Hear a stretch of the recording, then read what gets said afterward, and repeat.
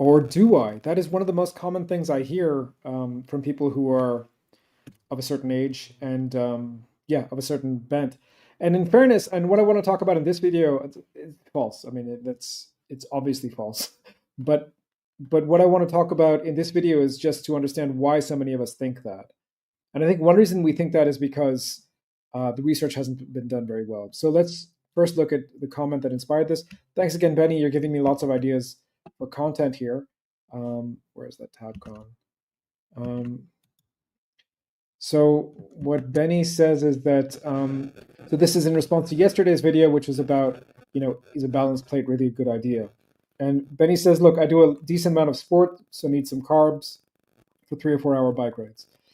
And so from my perspective as sort of a first principles thinker, when we look at traditional hunting done in Southern Africa, involving walks of far more than 3 or 4 hours, fairly rigorous walks, somewhere between walking and running, but it's really like a fast walk. And people, they're doing it from 8, 12 hours easily, right? And they do not have, they don't have little cookies that they're taking with them, right? So just in terms of a first principles approach, this doesn't make much sense. But you might think it would because we have articles like this, which just confuse things, right? So this is an article from 2018. Low carb ketogenic diet impairs anaerobic exercise performance in exercise trained women and men, a randomized sequence crossover trial, right? So the problem with this trial, so you just read the headline and maybe you read the abstract, which talks about a 7% decrease, yeah? Yeah, so 7% lower peak power, okay? You read that and you think, oh, first of all, 7%, unless you're running a marathon like in the next couple of weeks or you're competing, you're trying to compete at a very high level, 7% isn't really such a big deal. Like most people don't care much about it. But if you're a very high-end athlete, then yes, you might care about it, right?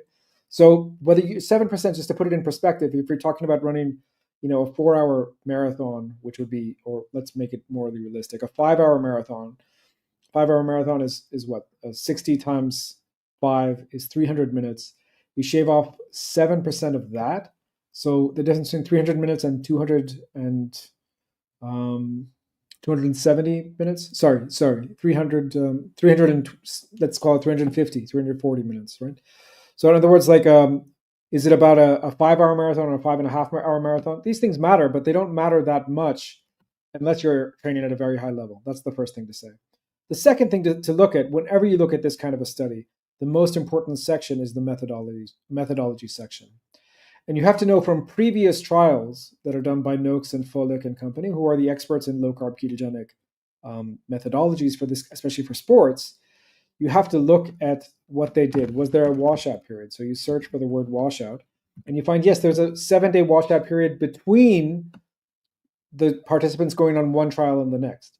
But that is not enough, first of all. 7-day washout trial may be a beginning of enough, but it's not enough to wash out the effects of being on a low-carb diet for an extended period of time. However, these people are not going on a low-carb diet for an extended period of time. They're only going for 4 days, right? And there is something that is very well known, very well documented in the literature called the adaptation period for a ketogenic diet, right? And that adaptation period can range anywhere from 4 weeks to 4 months, depending on the study, depending on what you're looking at, but definitely not 4 days. So 4 days is nowhere near enough to actually be doing this trial, right? The other trial that consumes a high carb diet. So in other words, what I'm saying is it may be the case that low carb diets reduce performance of very elite athletes, but this trial doesn't show that. This trial basically just shows that the people who designed the study don't understand how low carb diets work.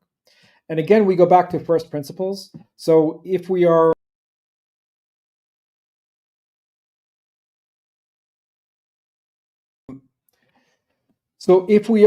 serious about understanding this, we have to understand, again, what is the starting point? Humans, like any biological system, of course, you can train a biological system to do inhuman things, but do you want to, right? That's the first question. Do you want to sacrifice longevity? Do you want to sacrifice, living to an old age in good health in order to be able to move an airplane and compete in the strongest man competition? That's up to you. That's a choice you have to make, but you have to understand that there are trade-offs. And if you want to be healthy and sporty within the context of what a human should be doing, which is what I think you should be, that's what I think. That's okay. That's what we should be looking to do. We should be looking to be healthy, looking to be sporty, but not looking to take our bodies towards some kind of extreme, right? So if that's what you're trying to do, then the starting point, like the starting point with anything, is some kind of an ancestrally appropriate diet, which is a hyper carnivorous diet of 70% plus meat. Now, if you wanted to include some carbohydrates, and this is work that's been done very recently by Tim Noakes. Tim Noakes is the guy who wrote The Lore of Running, which first advocated low carb diets back in I want to say the 70s, but maybe it was the 80s. So Tim Noakes is kind of the godfather of carb loading, especially for distance runners and for distance sport in general. And what he's done more recently is found out that no, that's a really bad idea. It causes heart attacks, causes other things, causes diabetes. So it would be better to have a low-fat ketogenic approach. But he acknowledges on the actual race day, you might need some carbs in order to keep your glycogen loaded. Now, I don't remember the amount of carbs that he was talking about, but it's something in the realm of like 12 grams per hour, 12 grams of carbohydrate per hour, right? To give you an idea, those little gel packs that you see athletes taking, I think that's 100 grams of carbs, right? So you need like roughly a tenth of that in order to be at maximal performance if you are a fat adapted athlete. If you are someone who is used to running on the default human fuel, which is fat, right? But if you're someone who's not used to that, if you're someone who's used to running on carbs, there's going to be a lot of problems. So all this is to say, look, what anyone does, what Benny does with this training and so on, it's your business. I'm not here to tell you what to do. But if you're using this as an excuse to, again, no judgment with addictions. We all have addictions, but if it's an excuse for your carb addiction, then give it some thought. Is that really what you want to be doing? Do you want to be someone who's addicted to carbs? Because it's going to be problematic, if not now, it's going to be problematic in 10, 15, 20 years. There's no question about that.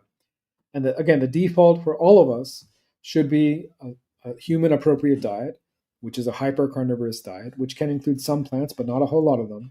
I personally prefer to ferment the plants. I prefer things like sauerkraut and kimchi because I think they're probably safer than just having that without the fermentation and so on. But if you want to include some vegetables, that's totally fine. But you should understand that all of those vegetables come at a cost. As we talked about yesterday, there are anti-nutrients in all of those things, goitrogens, saponins, lectins, et cetera, right? So more food for thought. I don't think if we need carbs to perform at a very elite level, the amount of carbohydrate is very, very, very, very less. And I would challenge anyone to prove that using proper methodology. In other words, you have to adapt your athletes to give them a proper run-in period, which is not 7 days. It should be like 6 weeks at least. And then you test and see how people are doing. And the results speak for themselves. We have people who are running marathons, running ultra marathons with no carbs or hardly any carbs, sometimes even fasted and doing very well. So the results speak for themselves. Let me know down below, have you tried to perform in athletic competitions on low carb diets? Let me know how you've done, and let me know what you want to talk about in the comments below. Thanks.